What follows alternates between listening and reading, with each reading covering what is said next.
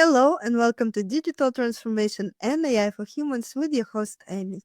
In this podcast, we delve into how technology intersects with leadership, innovation, and most importantly, the human spirit. Each episode features visionary leaders who understand that at the heart of success is the human touch, nurturing a winning mindset, fostering emotional intelligence, and building resilient teams. Let's focus on human autonomy and artificial intelligence and discuss how to design a future where tech empowers individuals together with my amazing guest from Stockholm, Sweden, Ingo Paas. Ingo is CIO and CDO at Green Cargo Global, EMEA and National CIO and Technology Award Winner, and a visionary and book author. Green Cargo is Sweden's most experienced rail logistics provider, with roots tracing back to the origins of Swedish rail transport. The company delivers sustainable logistics solutions and plays a vital role in Scandinavian business, with 98% of transport operations carried out using electric trains, ensuring minimal climate impact. Green Cargo transports approximately 20 million tons of goods annually. Welcome, Ingo. How are you? It's so great to have you here today. Thank you, Emi. It was a very nice and warm introduction, and very happy to be with you here today at the Digital Transformation and AI for Human podcast. It's a great pleasure, and I think we have some exciting innovation to share and to discuss today. I'm so looking forward to it, and I agree. It's going to be amazing. Let's start the conversation and transform not just our technologies, but our ways of thinking and leading. Interested in connecting or collaborating? Find more information in the description. Subscribe and stay tuned for more episodes. I'd also love to invite you to get your copy of AI Leadership Compass, Unlocking Business Growth and Innovation, the definitive guide for leaders and business owners to adapt and thrive in the age of AI and digital transformation. Find the Amazon link in the description below. Ingo, to start with, I would love to hear more about your path, about your story, about what brought you to our today's topic.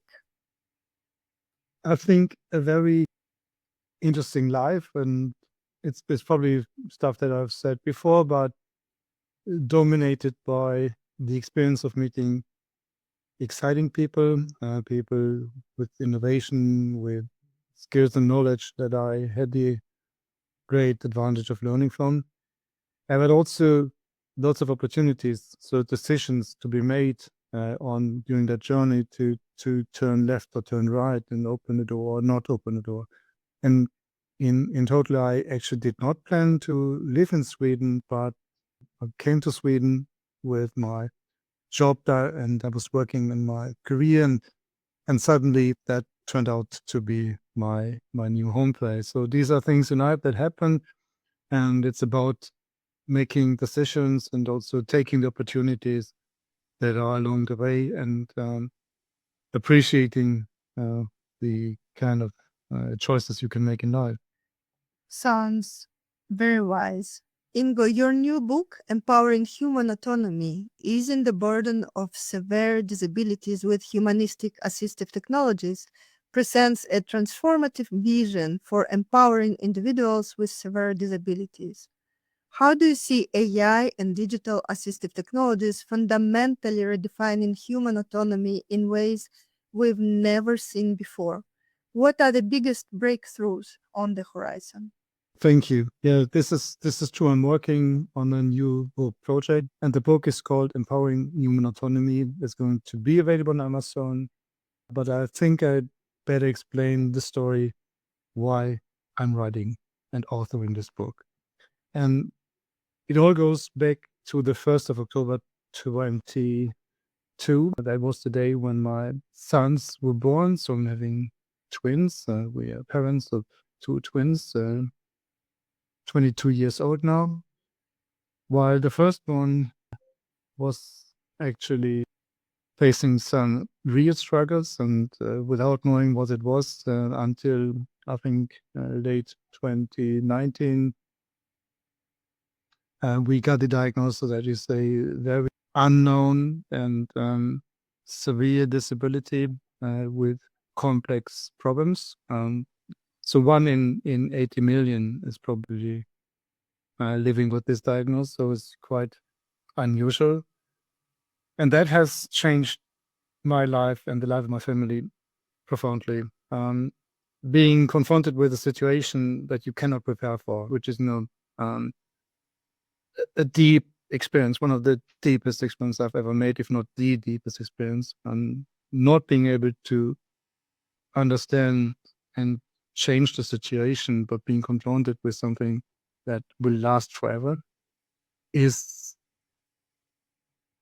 not easy. It took me time to overcome it.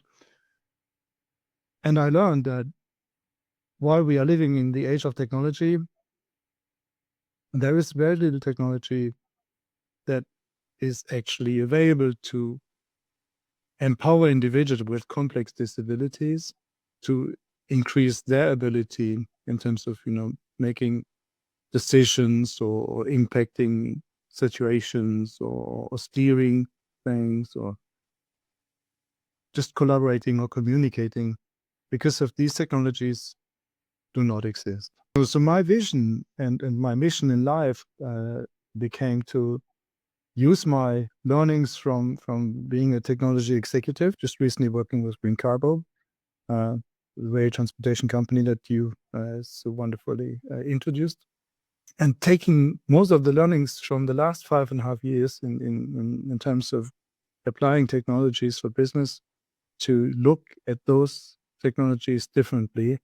And with the rise of generative AI, agentic capabilities, so agents with an AI, but also the semantic capabilities of knowledge graph databases, things are fundamentally changing. And that was actually leading me to the process of writing a book about how to empower human autonomy. So for the individual, with all the respect and all the ethical thinking, the protection, security measures and whatever, you need to have the integrity of the individual.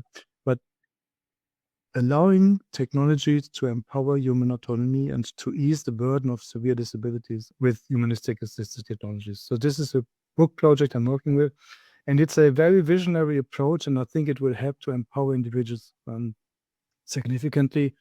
I do this as a father, I do this from my heart, and I do this as an executive working with technologies.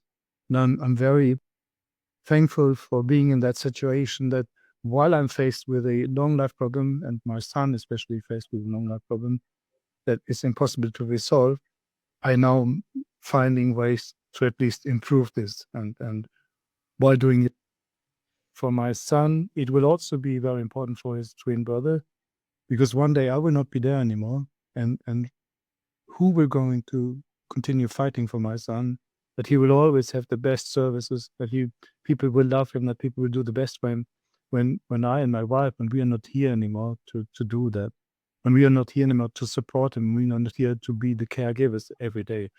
And I want to prepare for this transformation, and that's the reason of my book, to describe the future of assistive technologies, digital assistive technologies that's already there, but no one is touching it, no one is doing something about it.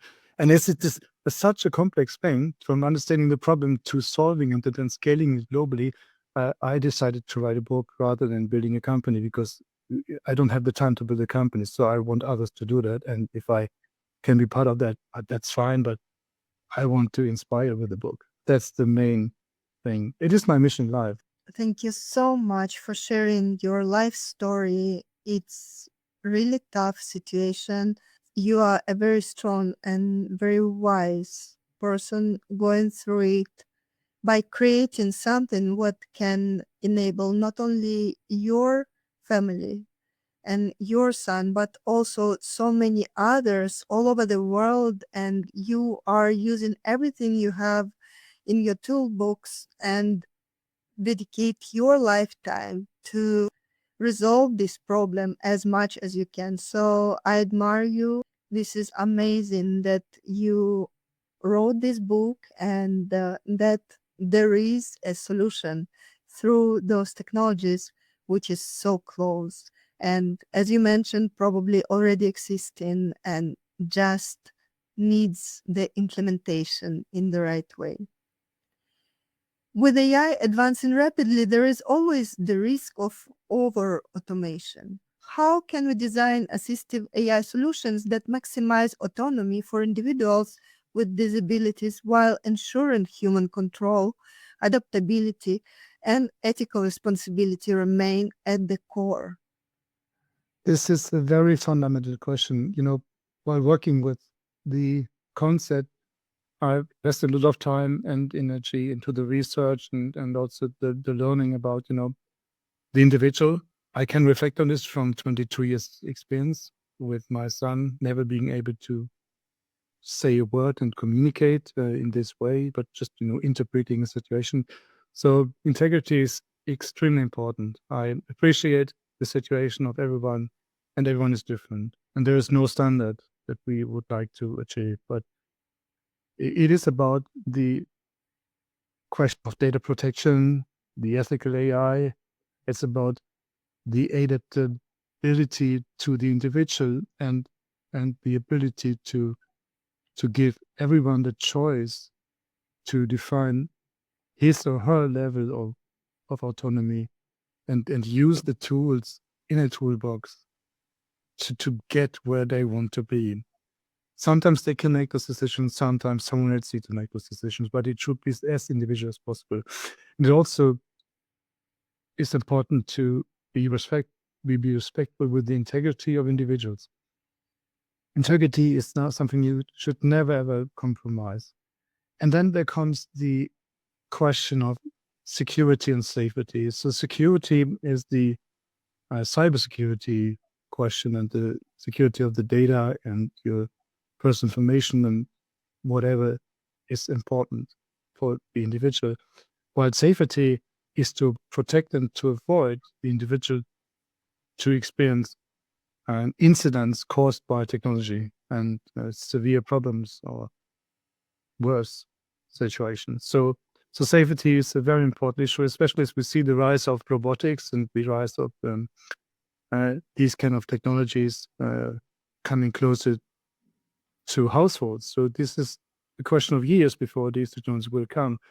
So I would say that the idea of bringing all of this to life is extremely important to be done by respecting the individual, respecting policies, laws, rules and regulations, and to make sure to protect as much as possible, but not to forget the balance, because of if you protect every single step, you would probably never do innovations. So to really find that balance in terms of innovating while protecting.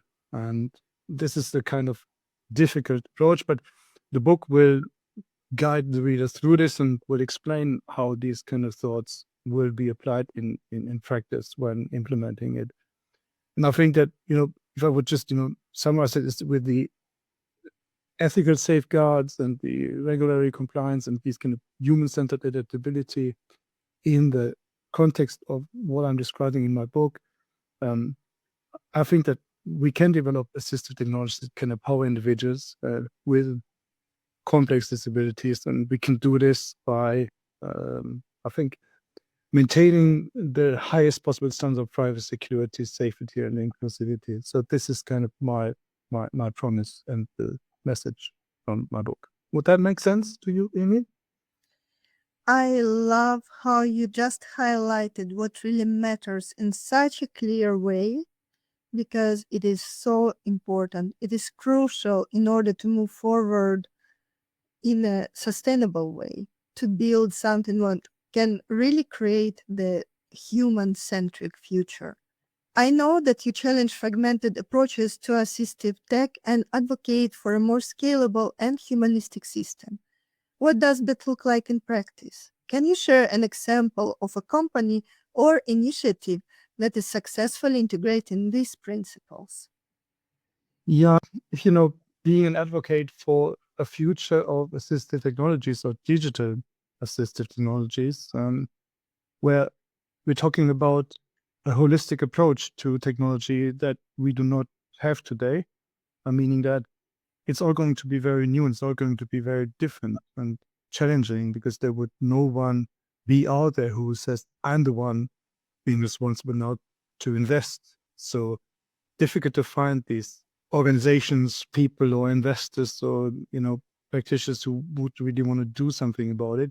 But building a more scalable and humanistic system requires to move away from fragmented technology because they are not effective. They are good because they help people to solve a single problem. And in business, we see the same situation. It's always a focus on solving single problems rather than having thinking about interoperability, the capabilities of autonomous technologies that would help you to build a system that is evolving over time, that is changing based on the needs of the individual using it.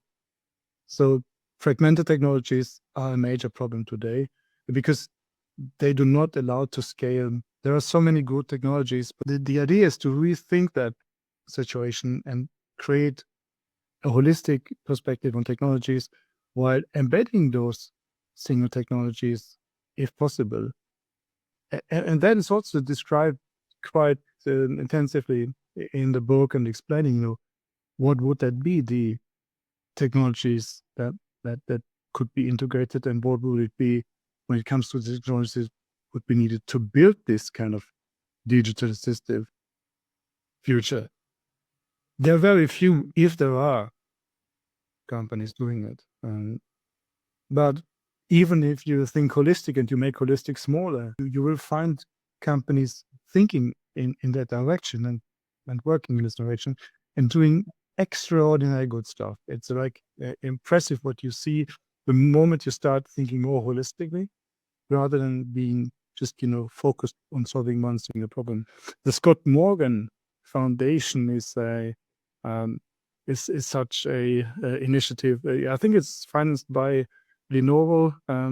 So they look into the problems of people with ALS, a well-known disability and problem that is very, very challenging for those with their declining capabilities and really challenging their lifetime and making it very difficult for those people to overcome those ever faster declining human capabilities. So it's really a difficult thing. So this foundation has looked into how to empower people to better participate in societies and to learn from, apply their technologies to, regardless of their physical limitations, be part of activities that could help them to overcome certain problems. So it's not the full holistic approach, but it's going into the direction. I really appreciate this. It's very good and interesting to see that.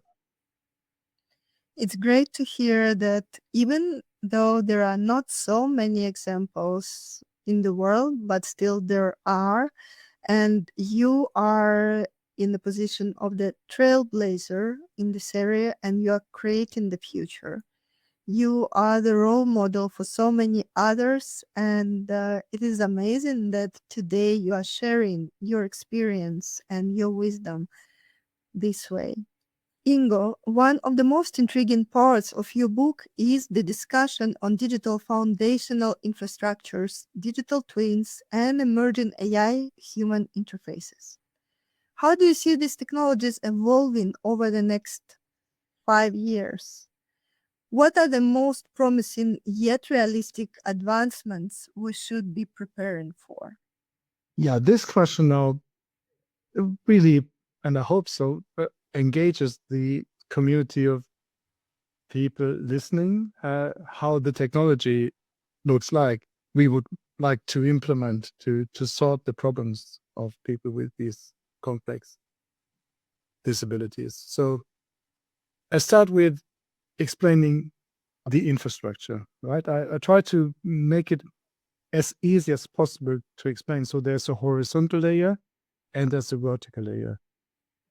In the horizontal layer, there will be many different platforms. The foundation, the digital foundation, that all of the digital interfaces will be built on. So the horizontal layer is including the analytics platforms, the integration platforms, the security platforms, and whatever it is that you need to build this technology. And the vertical layer is where AI comes in to build and define the individual solution for those who are in need.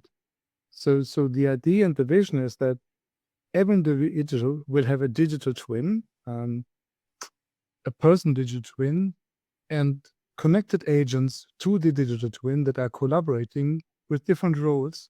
And they all are building up the knowledge in the moment about the history, but also by preparing for the future, in collaborating and establishing the actions needed to translate the needs of the human being in terms of digital actions. So AI in combination, and we're talking about generative AI, in combination with knowledge graph technologies, with all of the communication capabilities, and then agentive technologies, so agents out there, are connecting the caregivers, they're connecting key stakeholders around that individual and individual as such, but also communication capabilities with, it could be a healthcare system or whatever, and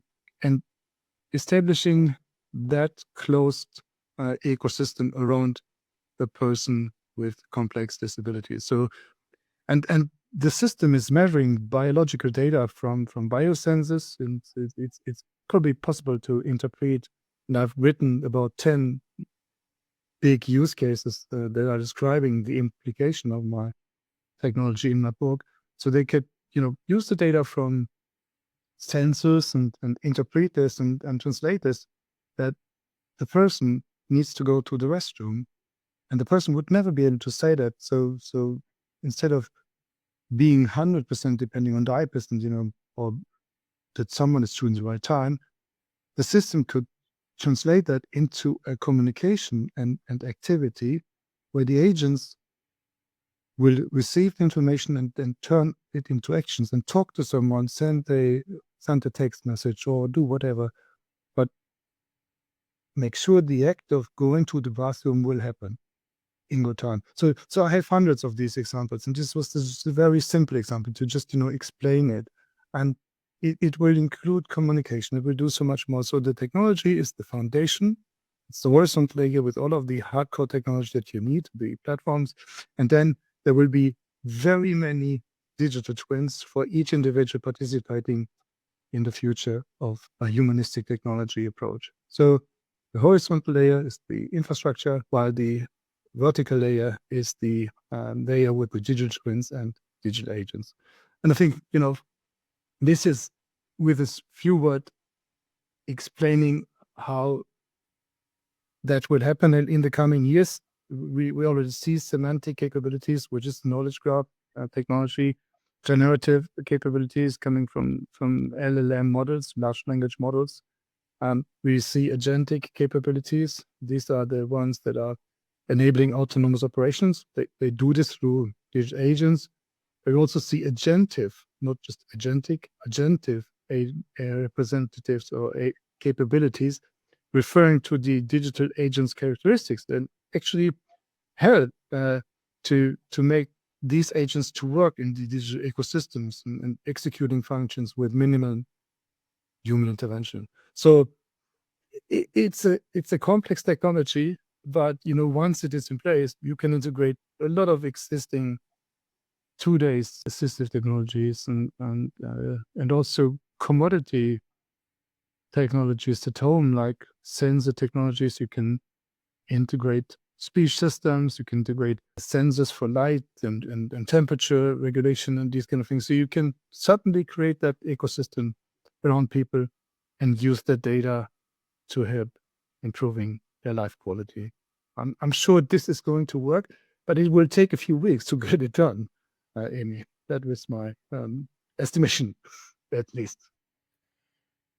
It's definitely going to work, and it sounds absolutely incredible. And once it is implemented, it is going to bring such a relief to every human, every individual in the process. So it is amazing how big of a change it might bring to humanity, what you are working on, and it is absolutely incredibly impressive.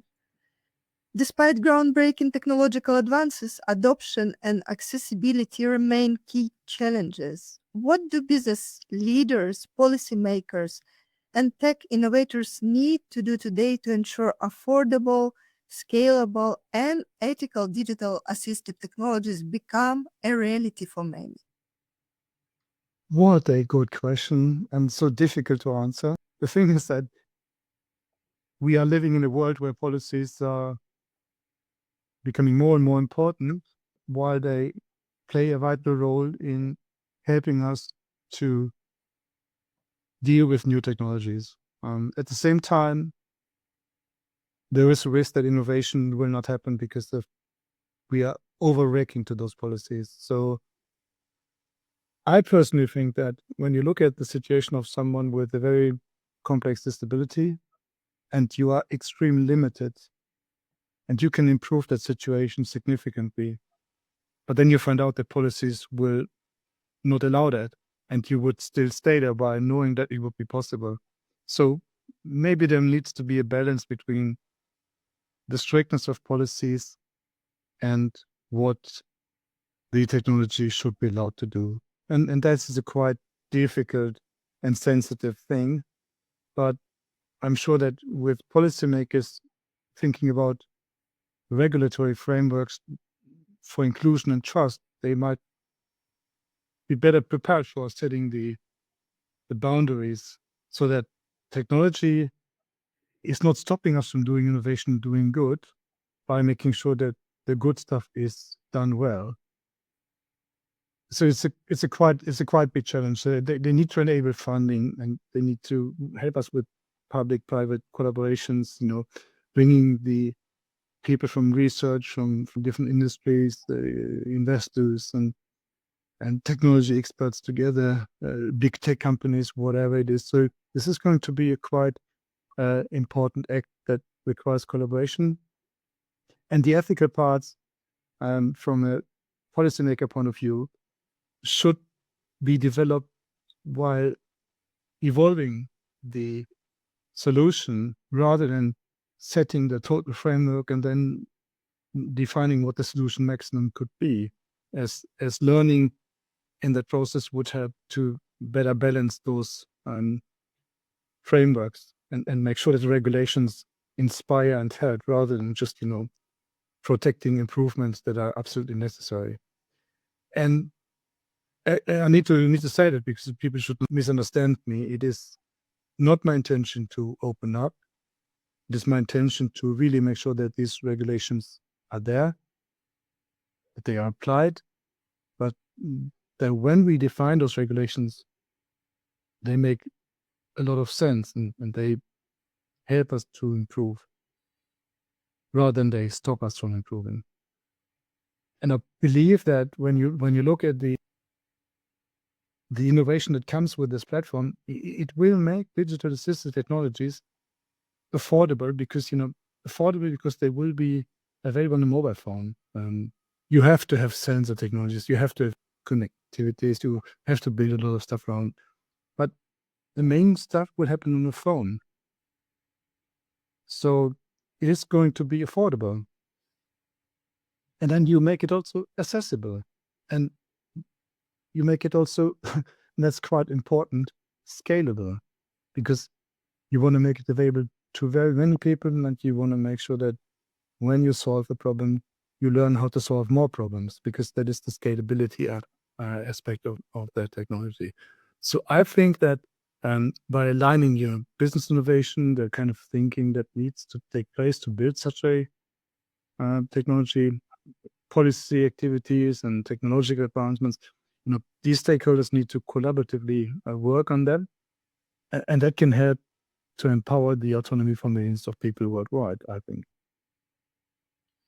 Definitely. And I totally agree that scalability and also sustainability are crucial in this sense. And I would like to dive just a little bit deeper into this topic. As AI becomes more powerful and autonomous, there is increasing concern about its unintended consequences. What are the biggest risks if we lose control over AI development? How can we ensure that AI remains aligned with human values, particularly when it comes to assistive technologies? Yeah, I think it's a question that is relevant to everyone, to every business, to those working with AI. It doesn't matter if this is assistive technologies or digital assistive technologies, or if it's any kind of digital technology where AI is involved in any business. I think that the risk that we see right now is that one day humanity will lose control. And, when we talk about AI, there will also be eventually a differentiation between regional AI. So I think that maybe AI in some countries such as China could be specific, or in North America it could be specific, or in Europe it could be specific, because we have European Union AI Act, so it makes our AI different.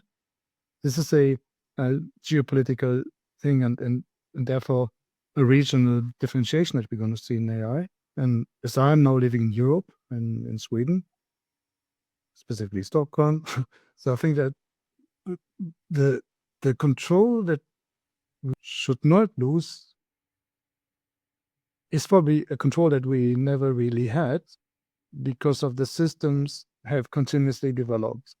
And I think it is a fair statement to say that, we have to be prepared for AI to autonomously expand its knowledge, and it will become much more intelligent than human beings are.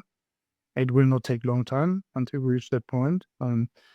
There is a risk of self-duplication and uncontrolled proliferation of these systems that could happen, and they can distribute their intelligence across networks, so you don't really know where they are, and self-replicating stuff is quite difficult to maintain. And if we do not talk the same language anymore, maybe they develop their own language. So how do they communicate with us? What is the reasoning and the what we call reasoning in terms of human capabilities that is happening inside the system is very difficult to pretend. So I think that in addition, also the kind of convergence that we see at the AI system fusion is going to be quite a challenge for us, where they will be, where AI is going to take and find its place, and where the boundaries are, if there are boundaries. So the exponential growth of intelligence from these systems will outperform human intelligence, and the day will come where we have very little control. So until this day, I hope that digital assistive technologies will help individuals, and we will find a way to protect those as much as we have to protect everyone else. So it's not a question about digital assistive technologies, it's a question about the race of AI in relation to where humanity is and will be in terms of the total intelligence level that we talk about, that an AI system is capable to develop. So we have to make sure we do the oversight we can, and implement adaptive governance, make sure that we have this, and you said this before, Emi, human-centered AI design. We have to find the mechanisms that help us to embed the right levels of protection, which is difficult, and make the decision-making process of the AI systems more transparent, so that we understand how AI aligns actions with social values or with societal values. So it's quite difficult. And also the adaptability is ethical safeguarding of those protective measures is quite difficult, because how do we do surveillance then of what's happening with inside the system if we don't know what the system is doing? So this is a question for humanity. It's not a question for assistive technologies, but it is something that we all need to work with. And if I would summarize this very difficult question, I would say that we have to do whatever we can to prevent that AI systems go out of control. I'm positive to AI, but there are some kind of significant risks that we need to deal with. That would be my answer, Emi. I really appreciate it. And I think it's a very interesting topic, actually. So I have another couple of questions, difficult questions connected to this one. If singularity comes or when it happens, where do you think it is on the timeline? And I also wonder if you believe we would notice that moment or not. Yeah, I think if I get it right with what we call the singularity, that's when all of the combined knowledge of humankind is outperformed by AI. And I think that it's going to happen in 15 years, if not faster. So if we see acceleration in quantum computing and see that things are changing rapidly, so this is going to be the point of time. So yeah, in 15 years from now, I would say, maybe 20, maybe 10. No one really knows, but in 10 to 20 years. But I think that, looking forward and thinking about these kind of very disruptive moments, for me, the focus now is to shift and to expand my thinking towards the future of those people concerned that need our support. These are the ones with complex disabilities, and these are the ones with the role of a loving caregiver, such as I am one of those, as my wife is one of those, and my son's brother, the twin brother, is also one of those. This is a huge group of people that we should not forget. They live and dedicate their lives to support those who are often essentially asking and need help in every aspect of life, every day, so 24/7, for 10 years, 20 years, 30, 40 years. This is a huge responsibility. And as a father of my firstborn son with this very complex disability, my hope and my focus is to engage others, helping me and helping us to leverage technologies, take them and create something that is good for many, and do it as fast as possible, as the technology already exists. Even though we have many problems to solve, it will be possible. So I'm calling for support, and I'm using my book as a tool to explain how this could be done. And if you do not understand the problem, you might have problems to understand, why would you do this technology? But the book goes deep into the problem discussion. So, and human autonomy is something that we all appreciate without understanding how important it is. I'm going to close my answer here in terms of saying that I trust in technology, Emi, and I think that, we're going to see amazing improvements. And if people, policymakers, investors, and tech gurus, tech companies, and those working with deep research collaborate, I think we could do a lot of good. Ingo, what you are doing is really admirable and commendable. And the way you are spreading the word is so impactful. What transformative impacts will the innovations in your book have on the field of digital assistive technologies? And in what ways can other industries benefit from your innovative thinking?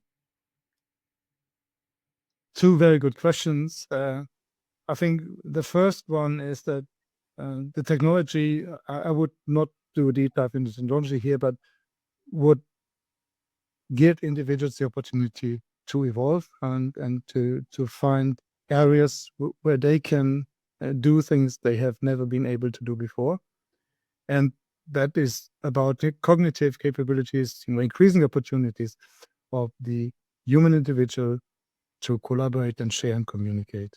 Then it is about the physical capabilities, that you could use robotic capabilities in the future, that you have a digital twin that is governing the robot, so that the robot is autonomous to make movements, but you don't want the robot to make decisions. So it's better to have your own digital twin that controls the robot and communicates with the device, so that you can trust that when you're alone with the robot, that the robot is not doing harmful things to you. So this is another thing that is helping in improving the physical movements into the future and being less dependent on caregivers. And it's a long-term future. But also the social part of it, to give these people who cannot engage because of their limitations, and there are so many limitations to making it impossible to be part of normal social events, to allow them to do this, allow them to have a job and have an AI assistant with GitHub and having the capabilities of a lawyer when needed. So when you do your application about the support, you need to just sacrifice and make sure that you can live your life on a very low financial level, but at least you can get what you deserve, so that you have the opportunity to fight for your rights and not be dependent on others. And then I think the last question, how could this be used by other companies? I took this model from Green Cargo, so I can only think that I worked within telecom industry, I worked within retail, I worked within wholesale, in the sporting goods industry, and I worked in the pharmacy industry, and I also worked in the industry of transportation. So I think you can easily use that in different industries. And if you wonder why, because of the principles of technology are the same, and the decisions we all want to make in business or in private life, they all relate on data. And so I think it is possible to use that differently and in many industries, in many cases. And if one wants to read the book, see, I need to talk about this, obviously. So the book is going to be on Amazon, and you just Google my name, Ingo Paas, and you will find one book that is already there, but you really want to watch out for the book Empowering Human Autonomy, because this is the future of humanity for those who are not having as much luck as we, and having a more complex life. Thank you, Emi. This is amazing. It is truly inspiring. The way you could gather all your experiences, all your knowledge, and reapply it into the area which really needs more dedication and more attention from leaders who can bring those golden nuggets from different other verticals. It is something truly important, and it gives hope for so many individuals in the world. Ingo, to wrap up today's fantastic conversation, if you were to give one future-proof piece of advice, what would it be to co-create a truly human-centric, brighter future? To co-create and redefine the boundaries of what you think is possible. Do not be too busy with the learnings from your past, and try to be experimental. Think transformational and exponential, but do incremental stuff. Amazing. Thank you so much. And thank you for sharing your innovative approach, your dedication, your light with us today. It's going to transform the future in a truly incredible way. Thank you so much for your dedication, your work, your time, and for being here with us today. Really appreciated. Thank you for joining us on Digital Transformation and AI for Humans. I'm Emi, and it was enriching to share this time with you. Remember, the core of any transformation lies in our human nature, how we think, feel, and connect with others. It is about enhancing our emotional intelligence, embracing a winning mindset, and leading with empathy and insight. Subscribe and stay tuned for more episodes where we uncover the latest trends in digital business and explore the human side of technology and leadership. Until next time, keep nurturing your mind, fostering your connections, and leading with heart.